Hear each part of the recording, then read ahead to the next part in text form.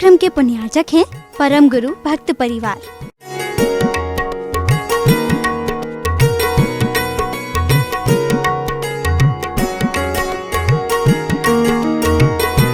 उपस्थित महानुभावों, 3 प्रकार की भाषा होती है। एक सांकेतिक भाषा होती है। सांकेतिक भाषा महापुरुषों की हुआ करती है, ज्ञानी पुरुषों की हुआ करती है। मौन भाषा मुनिराजों की हुआ करती है और शाब्दिक भाषा सांसारिक प्राणियों की हुआ करती है। सांकेतिक भाषा जिसमें संकेत से, इशारे से व्यक्ति सामने वाले के अभिप्राय को समझ लेता है, वह सांकेतिक भाषा होती है। ये सांकेतिक भाषा महापुरुषों की होती है। महापुरुष के शब्द बहुत लिमिटेड होते हैं, क्योंकि महापुरुष कम बोलते हैं। सूत्र रूप में उनकी व्याख्या होती है। आज से 30-40 साल पहले हमारे यहाँ पर एक व्यवस्था थी जिसे हम टेलीग्राम के नाम से जानते हैं। टेलीग्राम में जितना आवश्यक होता था उतना ही बोला जाता था। बस ऐसे ही हमारे महापुरुषों की, ज्ञानी पुरुषों की भाषा उनकी लिमिटेड हुआ करती है।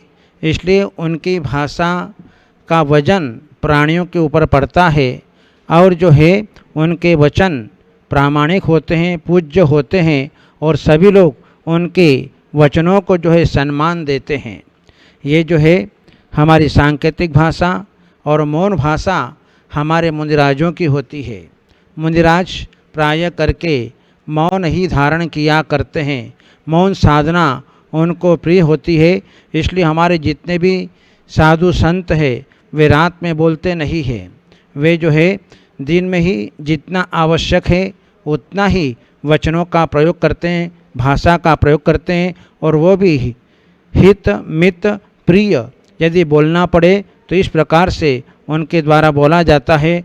और शाब्दिक भाषा जो है संसारी वर्तमान की दुनिया के पाई जाती है। इस प्रकार से ये 3 प्रकार की भाषा होती है। मौन और मुस्कान, ये 2 ऐसे सशक्त हथियार होते हैं इंसान के पास में, जो अपने जीवन में सबको झुका लेते हैं। मौन और मुस्कान, मुस्कान से कई समस्याएं हल की जा सकती है और मौन रहकर कई समस्याओं से दूर रखा जा सकता है। जहाँ व्यक्ति अपने जीवन में जब मौन धारण कर लेता है तो स्वयं में भी वह अनुभव करता हुआ दिखाई देता है कि उसके जीवन में आनंद मिलता है, उसके जीवन में शांति आती है, सुख आता है, संतोष आता है। मन में किसी प्रकार का संक्लेश परिणाम नहीं होता है, वाद विवाद नहीं होता है। यह मौन रहने से जो है व्यक्ति को अपने जीवन में, बाह्य में इतना सुख शांति उसे अपने जीवन के अंदर मिला करती है जिसकी अपन कल्पना नहीं कर सकते हैं। ज़्यादा बोलना गुणकारी नहीं होता है। दुनिया में कुछ लोग इसलिए दुखी हैं कि जो ज़रूरत से ज़्यादा बोलते हैं। दुनिया में कुछ लोग तो इसलिए भी दुखी है कि हमेशा चुप रहते हैं, कुछ भी नहीं बोलते हैं। दुनिया में कुछ लोग इसलिए दुखी हैं कि असमय में बोलते हैं और कुछ लोग इसलिए दुखी हैं कि समय पर मौन हो जाते हैं। इसलिए जो है संसारी प्राणियों के दुख का कारण जो है ये 4 कारण सामने नज़र आते हैं। जिज्ञासु ने पूछा कि व्यक्ति का बोलना अच्छा है या मौन रखना अच्छा है।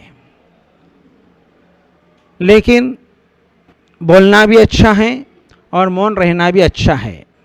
कहाँ मौन रहना, कहाँ बोलना, ये जो है उसके विवेक के ऊपर डिपेंड है। यदि इंसान के भीतर यदि ये विवेक नहीं होता है कि मुझे कहाँ बोलना चाहिए, कहाँ नहीं बोलना चाहिए, तो फिर उसके जीवन में जो है दुख आए बगैर नहीं रह सकता है। इसलिए व्यक्ति जो है अपने जीवन में वह सारा काम उसके विवेक के ऊपर आधारित है, निर्धारित है कि मुझे कहाँ बोलना और कहाँ चुप रहना। जहाँ हम देखते हैं कि एक व्यक्ति ने अपने घर के अंदर एक बिल्ली और कुत्ता दोनों को पाल करके रखा था। बिल्ली रोज़ बोला करती थी, जब सेठ भोजन करने के लिए बैठता था तो बिल्ली जो है बाहर से जो है वह म्याऊं म्याऊं म्याऊं म्याऊं करते करते जो है रोज़ बोला करती थी। और पास में जो है कुत्ता बैठता था, कुत्ता जो है चुप बैठा रहता था। तो जो है एक दिन सेठ को गुस्सा आया, भोजन करने बैठा था और पास में बिल्ली आके बैठ गई और म्याऊं म्याऊं करने लगी। सेठ को गुस्सा आया तो बिल्ली को पकड़ करके बहुत मारा, पिटाई कर दी। पिटाई करने के उपरांत अब कुत्ते ने देखा कि मुझे कुछ भी नहीं बोलना, यदि मैं बोला, मैं भौंका तो क्या होगा, मेरी भी इसी प्रकार से पिटाई हो जाएगी। ठीक दिन भर निकल गया, रात का समय हुआ और रात का समय हुआ तो घर के अंदर चोर घुस गए और चोर घुस गए तो उस सेठ का सारा माल लेकर के चलता बना। जब सवेरे सेठ की नींद खुली कि घर के अंदर चोरी हो गई, तब जो है सामने कुत्ता दिखाई दिया तो कुत्ते से कहा पकड़ करके, साले तेरे को समझ में नहीं आती है, घर में चोरी हो गई और तू चुपचाप बैठा रहा, सोया रहा। ऐसा करके जो है उस कुत्ते की भी पिटाई हो गई। एक तो बोला इसलिए जो है उसकी पिटाई हुई और दूसरा जो है नहीं बोला इसलिए जो है उसकी पिटाई हो गई। इसलिए कहाँ बोलना, कैसे बोलना, किस प्रकार बोलना, ये जो है उस व्यक्ति के जीवन में विवेक होना चाहिए कि मुझे कहाँ बोलना और कहाँ चुप रहना। क्योंकि बहुत सी जगह ऐसी होती है कि घर की बातों को किसी के सामने प्रकट नहीं किया जाता है और बहुत सी बातें ऐसी भी होती हैं कि जहाँ पर बोलना भी पड़ता है। इसलिए व्यक्ति के जीवन में ये विवेक होना चाहिए। ये विवेक ही जो है उसके पास में होता है तो उसका जीवन नैया उसकी आगे बढ़ जाया करती है। इसलिए जो है मौन जो है वह उसके गुण भी है। मौन जो है, मौन रखने वाला व्यक्ति अपने अभिमान का रक्षक होता है, वह अपने स्वाभिमान को ठेस नहीं पहुँचने देता है। मौन जो है ज्ञान का साधन है, मौन जो है पुण्य को करने वाला है, मौन जो है पाप को हरने वाला है और मौन जो है सभी को वश में करने वाला होता है। मौन क्रोध को हरने वाला है, चित्त की शुद्धि करने वाला है, सुख को करने वाला है, विघ्नों को हरने वाला है, मित्रता को करने वाला है, विवाद को हरने वाला है, रत्नत्रय का संरक्षण करने वाला है और अज्ञान का नाश करने वाला, ऐसा यह मौन है। मौन में से जो है ऐसे बहुत बड़े बड़े गुण जो है वह पाए जाते हैं। जो व्यक्ति मौन से रहता है उसको अनेक प्रकार के विद्याएं सिद्ध हो जाया करती है, उसे अपने जीवन में अनेक प्रकार के रिद्धि सिद्धियां उसे प्राप्त हो जाया करती है। इसलिए हमारे मुनिराज जो है वे रात दिन मौन साधना करते हैं और उनकी मौन साधना के कारण उन्हें अनेक प्रकार की रिद्धि सिद्धि हो जाती है। जब उनका मौन खोलता है और यदि वे किसी को आशीर्वाद देते हैं, अच्छे शब्दों का प्रयोग करते हैं तो उन भव्य जीवों का जो है काम हो जाता है। कोई भक्त जो है उनके चरण में आ जाए, दुखी व्यक्ति भी आ जाए और कोई प्रश्न पूछे तो उन मुनिराज के मुखारविंद से निकले हुए जो शब्द हैं वे शब्द वर्णा उनके जीवन में इतना प्रभावित कर देती है कि उनके सारे कार्य अपने आप सिद्ध हो जाया करते हैं। इसलिए जो है मौन रहने से विद्या की सिद्धि होती है, अनेक प्रकार की विद्याएं होती है। मौन रहने से जो है वचन सिद्धि होती है। ये सब जो है मौन रहने के जो है कारण इंसान को अपने जीवन के अंदर अनेक प्रकार के रिद्धि सिद्धियां प्रकट हो जाती है।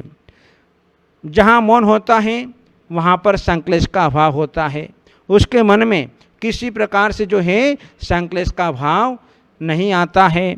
मौन रहने से झगड़ा नहीं होता है, क्योंकि सामने वाला मौन होगा तो सामने वाला कब तक बोलता रहेगा, चुपचाप हो जाएगा। ज़्यादा से ज़्यादा आधा घंटा बोल लेगा, 1 घंटा बोल लेगा, लेकिन इसके बाद में जो है वह अपने आप चुप हो जाएगा, क्योंकि वो देख रहा है कि सामने वाला कुछ भी जवाब नहीं दे रहा है। मैं कहाँ तक बोलता रहूँगा, आखिर में उसको चुप रहना ही पड़ता है। इसलिए उसके किसी प्रकार का झगड़ा नहीं होता है और किसी प्रकार का वाद विवाद भी नहीं होता है।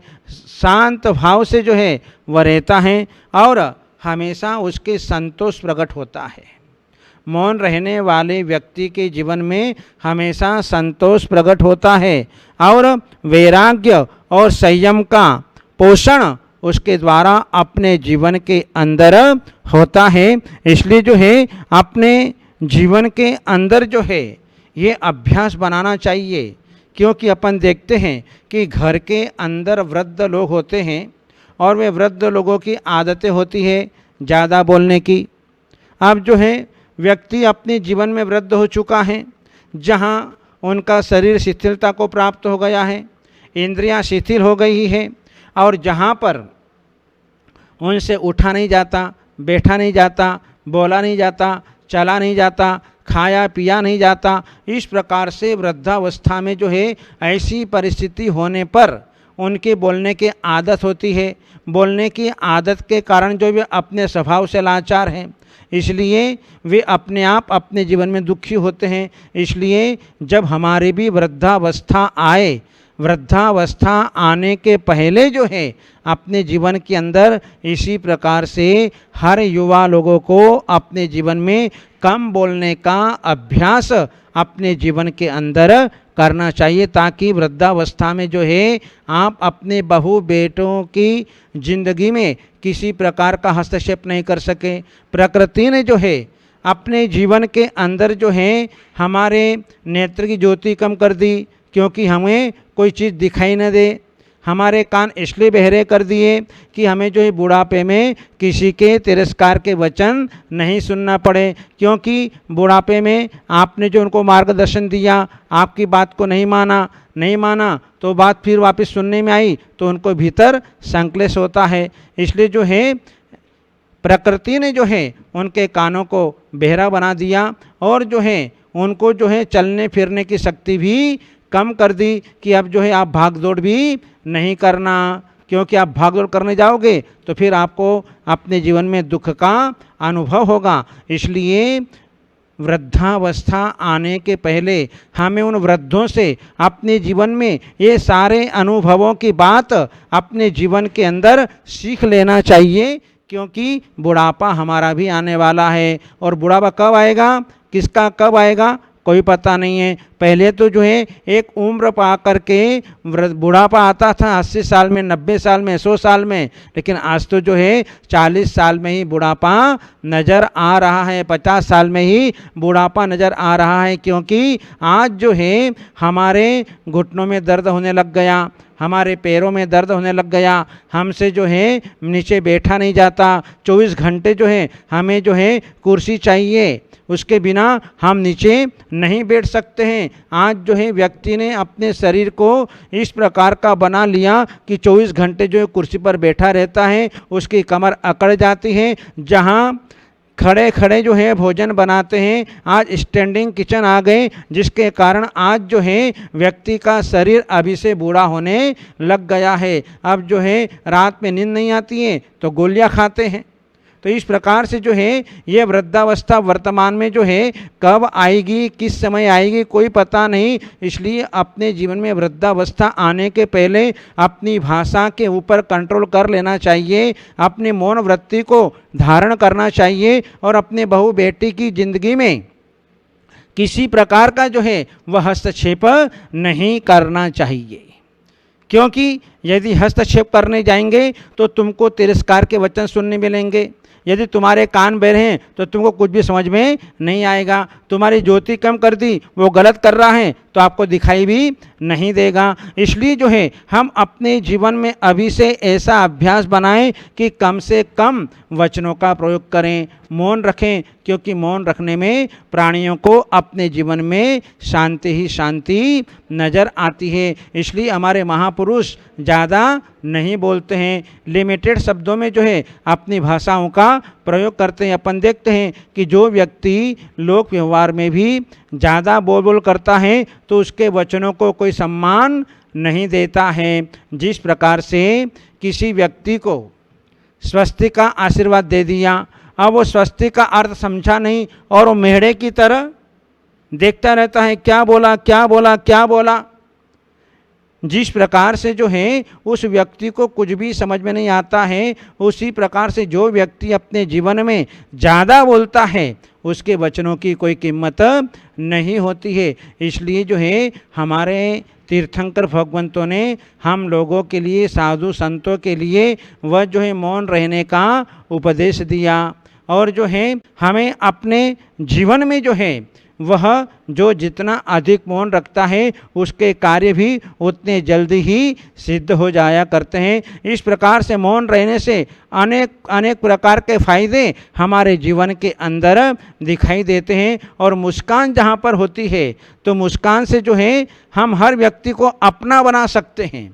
यदि हमारे पास में धन है, धन चला जाए कोई बात नहीं, हमारे पास में जो है ज़मीन जायदाद है, कोई कब्जा कर ले कोई टेंशन नहीं। यदि हमारे पास में सोना चांदी है, रुपया पैसा है, यदि चोरी हो जाए तो कोई टेंशन नहीं, लेकिन अपने चेहरे की मुस्कान अपने जीवन के अंदर नहीं जाना चाहिए। क्योंकि मुस्कान होगी तो सब आपके चेहरे को देख करके सब आपके पास में जो है अपने आप बिना बुलाए आ जाएंगे। और जो है जब मुस्कान आपके चेहरे पर रहेगी तो ज़मीन जायदाद भी आपके पास में आ जाएगी। आपका सोना चांदी, रुपया पैसा, धन दौलत, बेटा बेटी, सारे सगे संबंधी रिश्तेदार, ये सब जो है आपके पास में अपने आप आ जाएंगे। इसलिए अपने जीवन में ये मुस्कान जो है सबसे बड़ी चीज़ होती है कि इंसान के पास में जो है सब व्यक्ति आकर के बैठ जाते हैं। इस प्रकार से जो है ये मौन और मुस्कान जहाँ होती है तो वहाँ पर जो है हर व्यक्ति उस व्यक्ति को प्रिय लगता है, हर व्यक्ति उसे चाहता है।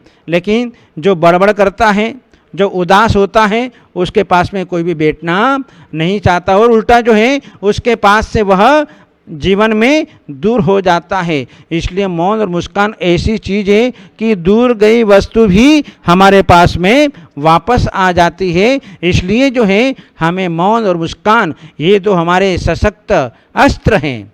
ये जो है जिस व्यक्ति के पास में होते हैं वे अपने जीवन के अंदर जो है अपना शांत पूर्वक अपना जीवन जी लेते हैं। हमारे महापुरुष इसलिए तो सुखी हैं कि उनके पास में मौन होता है और उनके पास में मुस्कान होती है। हम देखते हैं कि हमारे तीर्थंकर भगवान का चेहरा कितना मुस्कान से भरा हुआ है, महापुरुषों का चेहरा कितना प्रसन्नता से युक्त होता है, जिसके कारण सारी दुनिया इन महाभगवंतों के पास में, संतों के पास में आकर के जो है अपने सारे दुख दर्द को अपने जीवन के अंदर वे दूर कर लिया करते हैं। इसलिए मौन और मुस्कान जो है ये हमारे जीवन में कभी भी नहीं जाना चाहिए। ये सबसे बड़े शक्ति है। वे मौन रख करके साधना करते हैं और जो है उसका फल अपने जीवन के अंदर प्राप्त करते हैं। इसलिए हम अपने जीवन में मौन और मुस्कान दोनों ही अपने साथ में रखें। इन्हीं मंगल भावनाओं के साथ बोलो श्रेयसनाथ भगवान की जय।